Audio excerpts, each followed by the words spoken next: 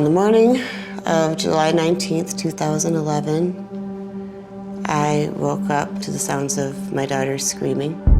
I ran across the hall, noticed that their bedroom door was shut. I pushed on the door to try to get it open and couldn't. I thought that David was on the other side of the door.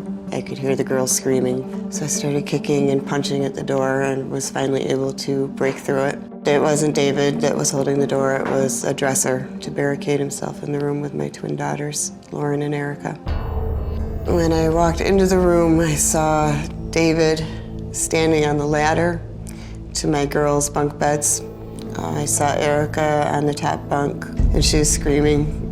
And Lauren, I couldn't see until I got closer, and I saw David had the knife in his hand and was stabbing her. I started screaming at David, "What are you doing? Why would you do this to my daughter?" He just stopped everything for a minute to turn around and tell me, "She's not your baby, she needs to die."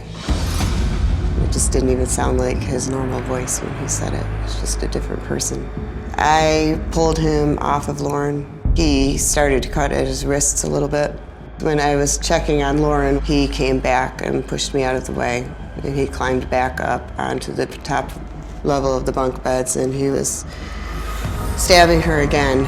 And when I pulled him back off of her, the railings broke, and Lauren rolled off the bed and landed face down on the floor. She was still breathing, her eyes were open, but not focusing on anything, and she was very pale and cool. I started CPR on Lauren. He took the knife and stabbed himself right in the chest, and when he pulled the knife out, he was smearing the blood around on himself. As David was cutting himself, I was hoping that he would just kill himself, leave the rest of us alone. He came back over and stabbed her in the neck. I fought with him some more. He wrapped his left arm around me and just kind of restrained me and pulled me back away from Lauren, and then he used his other hand to stab her in the chest one more time. When he pulled the knife out of her chest, he took the knife to me. It was stuck in the bone right here, and that gave me just enough time to grab a hold of the blade with my other hand. When I grabbed a hold of the blade, it severed all of the tendons in my fifth finger of my left hand. Erica sat at the top of that bunk. She was next to Lauren in that bed for a long time before I could get to them. He stabbed her 24 times that morning. She saw a lot.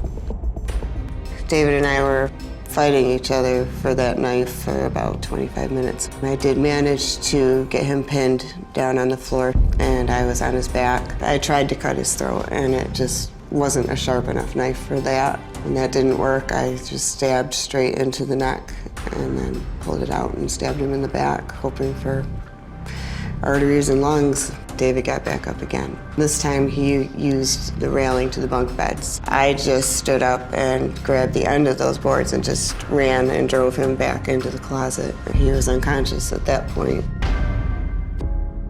I laid Lauren down on the front yard and went back to doing CPR. And I sent the kids next door to our neighbors to call 911. They took Lauren ahead of me in her own ambulance. When I walked into the room, they were already all done and cleaning up, and they had already pronounced her dead, so. I cry every day, but not in public, not around people.